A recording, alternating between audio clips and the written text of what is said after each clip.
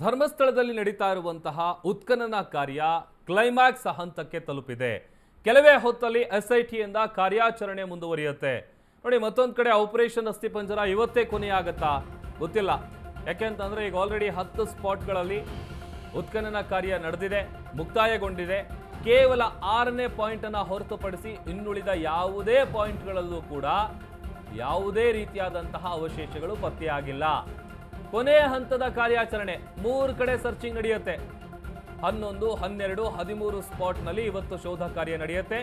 10 ಕಡೆ ಅಗದ್ರೂ ಕೂಡ ಸಿಕ್ಕಿದ್ದು ಒಂದೇ ಕಡೆ ಅಸ್ಥಿಪಂಜರ. ಅನಾಮಿಕನ ಎದುರಲ್ಲೇ ನಡೆಯುತ್ತೆ ಈ ಶೋಧ ಕಾರ್ಯ. ಧರ್ಮಸ್ಥಳದ ನೇತ್ರಾವತಿ ತೀರದಲ್ಲಿ ಉತ್ಖನನ ಕಾರ್ಯ ಅಂತಿಮ ಘಟ್ಟಕ್ಕೆ ಬಂದು ನಿಂತಿದೆ. ಕ್ಲೈಮ್ಯಾಕ್ಸ್ 13 ಪೈಕಿ 10 ಕಡೆ ಅಗೆಯುವಂತ ಕೆಲಸ ಆಗಿದೆ. ದಟ್ಟ ಕಾಡಿನ 6ನೇ ಸ್ಥಳದಲ್ಲಿ ಮಾತ್ರ ಕಳೆಬರ ಸಿಕ್ಕಿದೆ. ಉಳಿದಂತೆ ಇನ್ಯಾವುದೇ ಜಾಗದಲ್ಲೂ ಕೂಡ ಆತ ಹೇಳಿರುವಂತೆ ಏನು 100 ಶವಗಳನ್ನು ಹೂತಿಟ್ಟಿದ್ದೀನಿ ಅಂತ ಹೇಳಿದ್ದ, ಆದರೆ ಸಿಕ್ಕಿರೋದು ಕೇವಲ ಒಂದು ಜಾಗದಲ್ಲಿ ಮಾತ್ರ. ನಿನ್ನೆ ಭಾನುವಾರ, ನಿನ್ನೆ ಉತ್ಖನನ ಕಾರ್ಯ ನಡೆದಿಲ್ಲ. ಇವತ್ತು ಇನ್ನೇನು ಕೆಲವೇ ಕ್ಷಣಗಳಲ್ಲಿ ಸ್ಟಾರ್ಟ್ ಆಗುತ್ತೆ. 11, 12, 13. ಆಮೇಲೆ 6ನೇ ಪಾಯಿಂಟಿಂದ 7ನೇ ಪಾಯಿಂಟಿಗೆ 30 ಅಡಿ ಡಿಸ್ಟೆನ್ಸು, 7ನೇ ಪಾಯಿಂಟಿಂದ 8ನೇ ಪಾಯಿಂಟಿಗೆ 300 ಮೀಟರ್ ಡಿಸ್ಟೆನ್ಸು, ಅದಾದಮೇಲೆ 9ನೇ ಪಾಯಿಂಟಿಂದ 10ನೇ ಪಾಯಿಂಟಿಗೆ 1 ಕಿಲೋಮೀಟ್ರು. ಇನ್ನೆಲ್ಲ 11, 12, 13 ಎಲ್ಲ ಅಕ್ಕಪಕ್ಕನೇ ಇದೆ, ರಸ್ತೆಯಲ್ಲೇ ಇದೆ. ದೃಶ್ಯದಲ್ಲಿ ತೋರಿಸ್ತಾ ಇದ್ದೀವಿ ನೋಡಿ, 13ನೇ ನಂಬರ್ ಅದು. ರೋಡ್ ಇದೆ, ರೋಡ್ ಪಕ್ಕದಲ್ಲೇ ಹಾಕಿದ್ದಾರೆ 13ನೇ ನಂಬರು. 12, 11 ಮತ್ತು 13 ಇದೆಲ್ಲವೂ ಕೂಡ ಅಕ್ಕಪಕ್ಕನೇ ಇರೋದು ಇದೇ ಜಾಗದಲ್ಲಿ.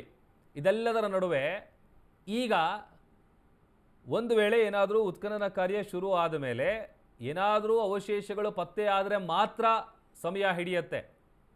ಯಾಕಂತಂದರೆ 6ನೇ ಸ್ಪಾಟಲ್ಲಿ ಮಾತ್ರ ನಾವು ಗಮನಿಸಿದ್ವಲ್ಲ, ಆರಂಭದಲ್ಲಿ ಮೊದಲ 2 ದಿನದಲ್ಲಿ ಬೇಗ ಬೇಗ ಆಗಿತ್ತು 5 ಸ್ಪಾಟು. 6ನೇ ಸ್ಪಾಟ್ ಸ್ವಲ್ಪ ಟೈಮ್ ಹಿಡಿತು. ಯಾಕೆ ಅಂತ ಅಂದರೆ ಕಾರಣ ಅಲ್ಲಿ ಏನೋ ಕಳೆಬರ ಸಿಕ್ಕಿದಂಥ ಕಾರಣಕ್ಕಾಗಿ. ಮತ್ತೊಂದು ಕಡೆ ಅನಾಮಿಕನ ಆರೋಪದ ಮಧ್ಯೆಯೇ ಮತ್ತೊಬ್ಬ ಎಂಟ್ರಿ ಕೊಟ್ಟಿದ್ದಾನೆ. ಬಾಲಕಿ ಸಾವಿನ ಪ್ರಕರಣವನ್ನ ಪ್ರಸ್ತಾಪಿಸಿ ಎಸ್ಐಟಿ ಎದುರು ಆತ ಹಾಜರಾಗ್ತಾ ಇದ್ದಾನೆ. ಕಾಡಿನಲ್ಲಿ ಸಮಾಧಿಯಾಗಿದೆಯಾ? ಬಾಲಕಿ ಸಾವಿನ ಸತ್ಯ ಹೊರಗಡೆ ಬರುತ್ತಾ? ಕೆಲವೇ ಹೊತ್ತಲ್ಲಿ ದೂರುದಾರ, ಮತ್ತೊಬ್ಬ ದೂರುದಾರ ಎಸ್ಐಟಿ ಮುಂದೆ ಬರ್ತಾನೆ. 15 ವರ್ಷಗಳ ಹಿಂದೆ ಬಾಲಕಿ ಮೃತದೇಹ ಪತ್ತೆಯಾಗಿತ್ತು. ಅದರ ಜೊತೆಗೆ ವಾರಗಟ್ಟಲೆ ಬಾಲಕಿಯ ಮೃತದೇಹ ಹಾಗೆ ಬಿದ್ದಿತ್ತು. ಪೊಲೀಸರಿಗೆ ಯಾವುದೇ ರೀತಿಯಾದಂತಹ ಮಾಹಿತಿ ಕೊಟ್ಟಿಲ್ಲ, ಹಾಗೇನೆ ಶವ ಹೂತು ಹಾಕಿದ್ದಾರೆ. ಬಾಲಕಿ ಮೃತದೇಹವನ್ನ ಹೂತಿಟ್ಟಿದ್ದನ್ನ ನಾನು ನೋಡಿದ್ದೀನಿ. ಎಸ್ಐಟಿ ಮುಂದೆ ಹಾಜರಾಗೋದಾಗಿ ಜಯಂತ್ ಶೆಟ್ಟಿ ಅನ್ನುವಂತ ದೂರುದಾರ ಹೇಳಿಕೆಯನ್ನು ಕೊಟ್ಟಿದ್ದಾನೆ. ತನಿಖೆ ಆಗದೆ ಬಾಲಕಿ ಮೃತದೇಹವನ್ನ ಮಣ್ಣು ಮಾಡಲಾಗಿದೆ. ಕೆಲ ವರ್ಷಗಳ ಹಿಂದೆ ಧರ್ಮಸ್ಥಳದಲ್ಲಿ ಹಲವು ಕೊಲೆಗಳು ನಡೆದಿದೆ. ಆ ಕೊಲೆಗಳ ಬಗ್ಗೆ ಈ ಹಿಂದೆ ಕೂಡ ನಾನು ಅನೇಕ ಸಂದರ್ಭಗಳಲ್ಲಿ ಬೇರೆ ಬೇರೆ ವೇದಿಕೆಗಳಲ್ಲೂ ಕೂಡ ವಿಚಾರ ಹೇಳಿದ್ದೀನಿ. ಈಗ ನಾನು ಎಸ್ಐಟಿ ಮುಂದೆ ಕೂಡ ಬಂದು ಹೇಳೋದಕ್ಕೆ ರೆಡಿ ಇದ್ದೀನಿ.